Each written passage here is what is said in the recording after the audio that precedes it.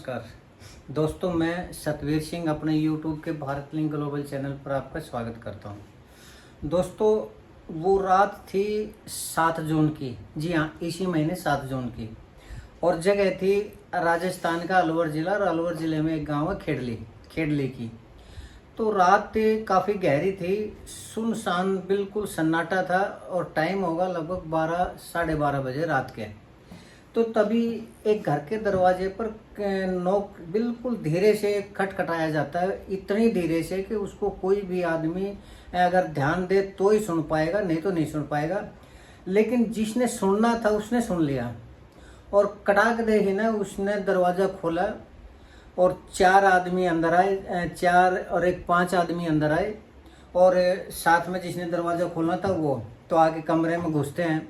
कमरे में एक आदमी जो है वो अपने बेड के ऊपर सोने लग रहा है।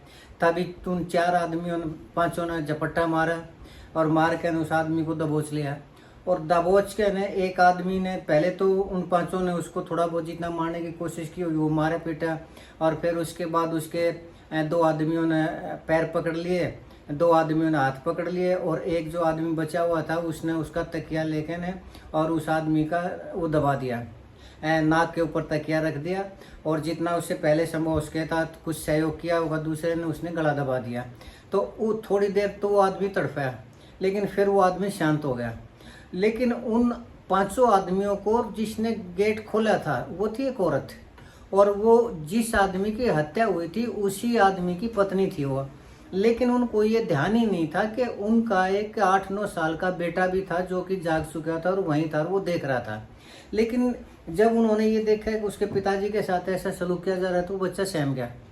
और सहम के उसने, जब उन्होंने मार दिया और वो पीछे हटे, तो अचानक वो अपने पिताजी का, उसको दया आई उसके पिताजी के साथ ऐसा हुआ, तो उसने अपने पिताजी की तरफ थोड़ा हाथ बढ़ाया मदद का। तब उनको पता चला, उन 5 आदमियों को, उस औरत को, ये बच्चा भी है यहाँ पर। तभी उनमें से जो मेन आदमी था ना, उसने उस बच्चे को उठाया और अपनी गोद में उठाकर उसको धमकाया बुरी तरह से। उसका एक बार गर्दन पकड़ के ये कहा कि अगर किसी को भी बताया ना तो जो तेरे पिताजी का हाल हुआ है ना वो तेरा भी हाल कर देंगे। अब बच्चे की उम्र थी, कम थी, तो चुप हो गया बच्चा, सहम गया और ज़्यादा डर गया वो। तो जैसे वो आदमी चले गए उस आदमी की हत्या करके। लेकिन सवेरे जब सुबह हुई तो वो जो औरत थी ना वो रोने लगी ज़ोर ज़ोर से। उसकी रोने की आवाज़ सुन के ने पास पड़ोस के जो लोग इकट्ठे हुए, तो उन्होंने आगे पूछा क्या हुआ। तो उन्होंने कहा कि मेरे पति जो बीमार थे, ये इनकी तबीयत अचानक रात को ख़राब हो गई, और ये पता नहीं ऐसे बीमारी में, अचानक बीमारी में क्या हुआ इनको, कैसे हुआ यार, ये अब ये देहांत हो गया इनका। तो उन लोगों ने, पड़ोसियों ने देखा तो उसके ऊपर कुछ मार पिटाई के, थोड़ा बहुत एक दांत टूटा हुआ था, कुछ गले में निशान से थे। तो उन्होंने वो देखे, लेकिन उन्होंने कुछ नहीं कहा। उन आदमियों ने, जो पास पड़ोस के थे, वो बिल्कुल चुप रहे। और कुछ देर के बाद उस औरत ने अपने देवर को फ़ोन किया।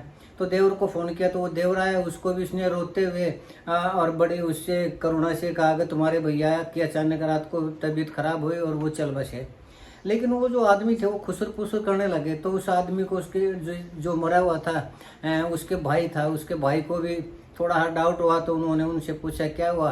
तो उन्होंने कहा कि थोड़ा ध्यान से देखो, डेड बॉडी के ऊपर ये जो आदमी मरा हुआ है इसका दांत टूटा हुआ है, इसके ऊपर चोटों के निशान है, गले के अंदर है कुछ दबाने के भी निशान। जब उन्होंने ध्यान दिया तो उनको भी शक हो गया कि इसका की तो हत्या की गई है। तो उसने पुलिस को बुला लिया।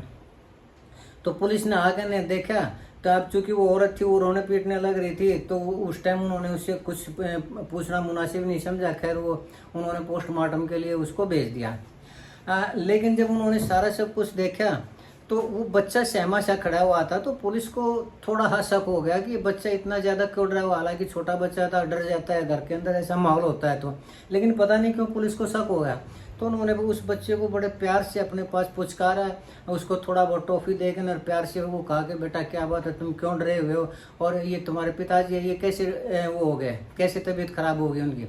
तो बच्चे ने बड़े डरते हुए, सहमते हुए ये कहा कि 5 आदमी आए थे, काशी अंकल आया था और उसके साथ 4 आदमी और थे, और उन्होंने पापा को मारा।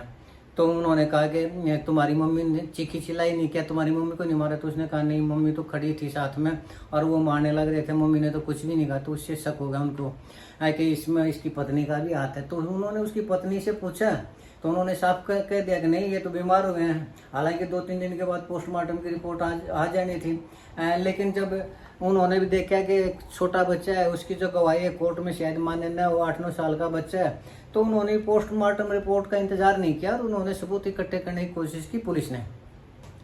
तो आसपास की जितनी भी गलियां थी तो पुलिस ने जितने भी उस गलियों के अंदर सीसीटीवी कैमरे थे वो चेक किए और कम से कम वो जो 4-5 आदमी उसके घर में आए थे वो उनकी फुटेज मिल गई और फिर वो कहाँ से चले थे, किन किन गलियों से आए थे, और वो सारी कम से कम 100 सीसीटीवी फुटेज पुलिस ने खंगाले होंगे और उसमें उनकी हार्ड डिस्क ली और उसकी रिकॉर्डिंग लेके न जब उसकी पत्नी को दिखाया उन्होंने तो उसकी पत्नी के पास सिवाय मारने के और कोई भी वो चारा नहीं था कि वो उनको सच बता दे कि कैसे हुआ, क्या हुआ और कौन आदमी उसमें थे।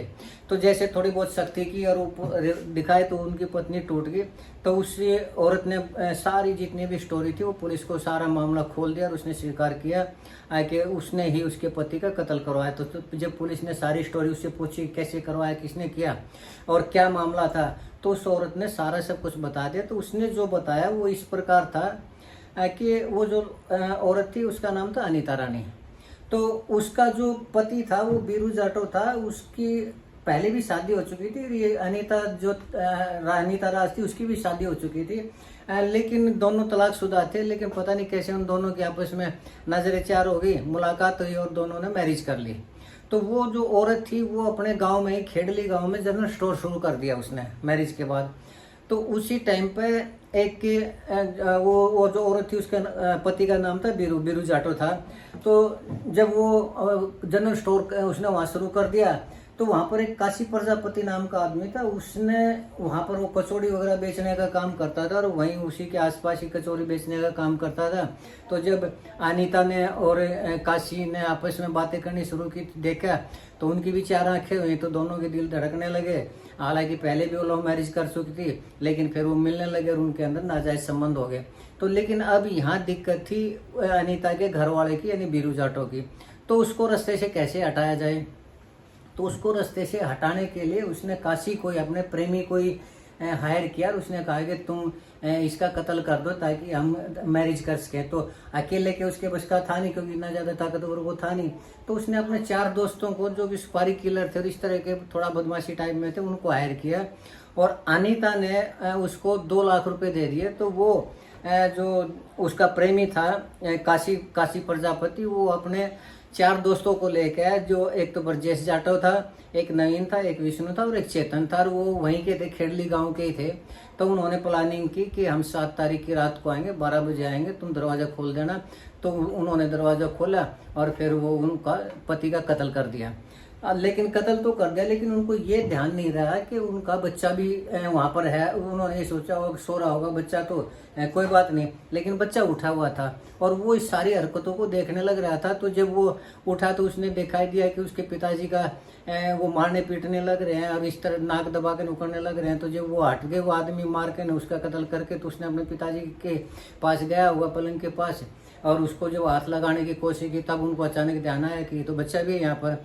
तो बच्चे का कत्ल के लिए इतना है तो उस औरत ने कहा था, उसने मना भी कर दिया कि बच्चे को नहीं मारना है। तो जो काशी प्रजापति था उसने उसको धमकाया लेकिन बच्चा सहमा हुआ था। एक तो उसके पिताजी की हत्या हो चुकी थी और उसकी माँ ने जो उसको बचाने के लिए प्रयास किया नहीं क्योंकि बच्चा था, उसको ये तो पता नहीं कि उसकी माँ ने ही हत्या करवाई है।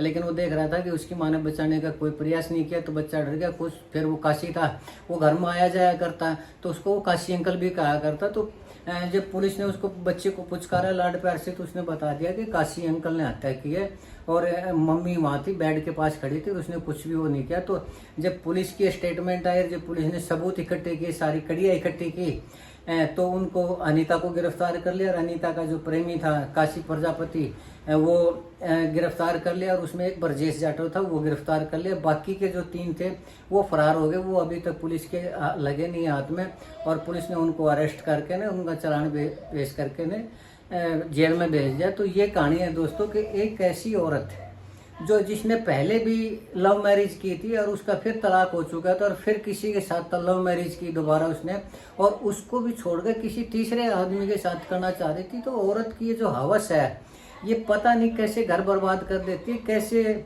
लोग अपने पति की हत्या कर देती है, और खास करके दूसरे आदमी के लिए, तीसरे आदमी के लिए, चौथे आदमी के लिए, तो वो इस तरह हत्या करती जाती है। तो ये समाज के लिए बहुत बड़ी सोचने की चीज़ है।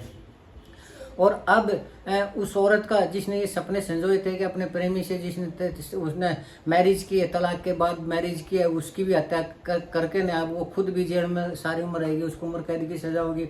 और जो उसका नया प्रेमी बना था वो भी उम्र कैद की सज़ा होगी, कम से कम उसको उसकी ज़िंदगी भी जेल में कटेगी।